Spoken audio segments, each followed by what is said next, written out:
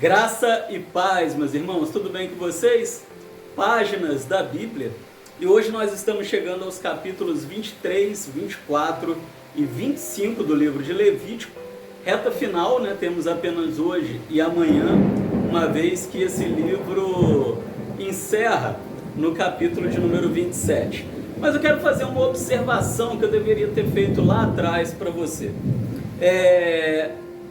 Há uma teoria entre os estudiosos do Velho Testamento que do capítulo de número 17 até o capítulo de número 26 ou 27 do livro de Levítico, mas mais especificamente do capítulo 17 ao 26, nós teríamos um documento à parte do Pentateuco. É como se esse documento ele pertencesse a outro escritor, ou pelo menos que tivesse um outro propósito, fora do propósito de Gênesis, Êxodo, Levítico, Número e Deuteronômios. Ainda que escrito por Moisés, talvez a finalidade fosse diferente.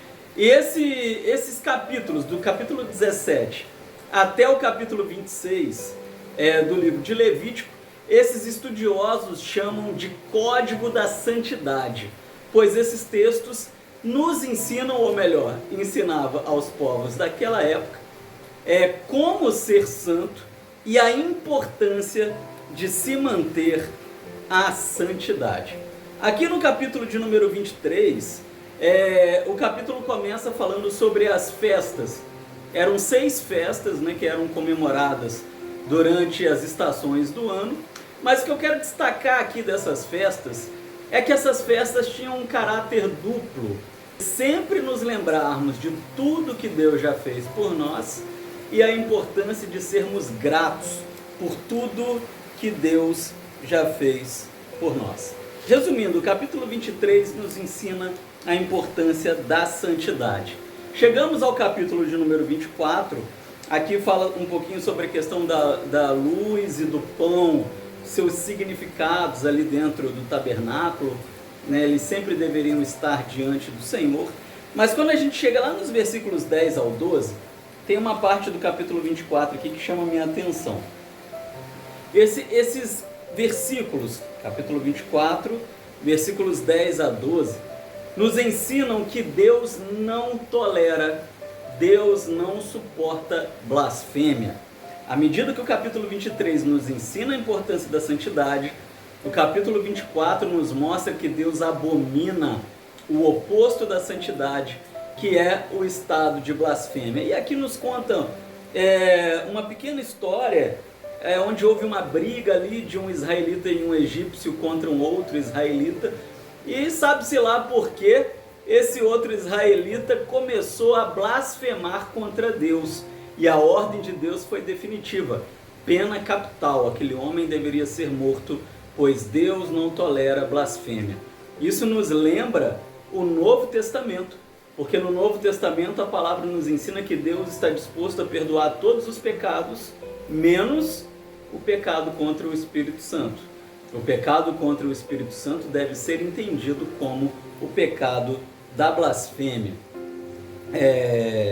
No capítulo de número 25, para encerrar, nós vemos aqui algumas questões bem interessantes, né? O sábado da terra, e aqui nessa questão do sábado da terra, a cada 7 anos a terra deveria descansar das plantações. Nós aprendemos aqui um princípio, que é o princípio da mordomia. O crente, ele deve cuidar da terra, ele deve cuidar do planeta, ele deve cuidar daquilo que Deus criou e lhe deu de presente. Os israelitas deveriam cultivar a terra do Senhor. E eu quero fazer um destaque aqui, tá? Os principais estudiosos do Velho Testamento entendem que o povo de Israel fracassou diversas vezes em guardar o sábado da terra.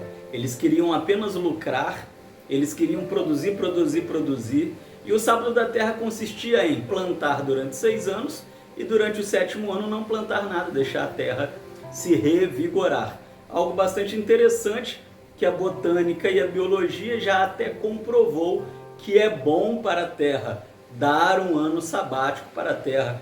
E muitos agricultores fazem isso ainda hoje. Então, aqui nós aprendemos um princípio que é um princípio de mordomia. Devemos cuidar de tudo que Deus nos dá. Você cuida daquilo que Deus tem te dado? Deus te dá uma casa, Deus te dá um carro, Deus te dá bens, Deus te dá família. Você precisa cuidar de tudo que Deus coloca nas suas mãos. Ainda no capítulo 25, nós vemos aqui uma outra parte que fala sobre o ano do jubileu. Jubileu significa 50, né? A cada 50 anos, um jubileu ele é comemorado. E aqui, meus irmãos, o ano do jubileu nos traz uma grande lição. Como que funcionava o ano do jubileu? Você contava assim, 7 anos, 7 vezes. O que ia acontecer? Iam dar 49 anos, certo? Se você conta 7 anos por 7 vezes, dá 49 anos. O próximo ano era o ano do jubileu. E esse ano ele era um ano de misericórdia do Senhor. E o povo de Israel deveria, no ano do jubileu, acabar com toda a opressão existente na terra de Israel. Talvez nesses 50 anos uma família tenha se endividado, tiveram que vender suas terras para pagar suas dívidas. No ano do jubileu, essa terra voltava para a família original. Talvez alguém se endividou e se tornou escravo. No ano do jubileu, esse 50º ano, esse homem se tornava livre, essa mulher se tornava livre da escravidão. Talvez alguém tinha muitas dívidas. No ano do jubileu, as dívidas eram encerradas. E sabe o que acontecia? Para quem trabalha muito com computador, mexe com celular, vai entender melhor. Acontecia um reset do povo de Deus. Como assim, pastor? Um reset? O que é um reset? Quando você compra um celular, seu celular vem no modelo da fábrica, não é? E aí você vai colocando um monte de aplicativo, muda o papel de parede, deixa o celular do jeito que você gosta. Mas com o tempo esse celular não começa a ficar ruim, começa a ficar pesado, começa a travar. Você faz algo que se chama resetar o celular, voltar aos padrões de fábrica. E aí ele fica como novo, ele fica rápido de novo. Como se ele tivesse saído da fábrica. Inclusive se chama isso, né? Voltar aos padrões de fábrica. O ano do jubileu era o reset do povo de Israel. Quando eles saíram do Egito e eles ficaram aqueles 40 anos no deserto e eles entraram depois em Canaã, ali, a partir daquele momento, aquele tempo próspero em Canaã, aquele tempo de bênção em Canaã, foi a melhor época da vida deles. Foi o momento onde eles viveram o cumprimento das promessas do Senhor. Só que com o tempo, eles não sabiam administrar a própria vida. Eles entravam num mundo de dívidas, de problemas. Então, a cada 50 anos, Deus zerava tudo. Zerava dívidas, zerava problemas, terra voltava para aqueles que receberam lá na divisão das terras, para as famílias que as receberam. Quem era escravo voltava a ser livre, quem tinha dívidas, as dívidas estavam perdoadas. E tudo zerava no padrão do dia que eles tomaram posse da terra de Canaã.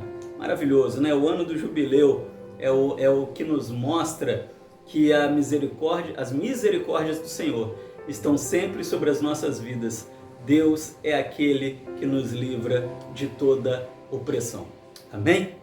Beijo no seu coração. Nós nos vemos amanhã aqui nas páginas da Bíblia. Deus te abençoe.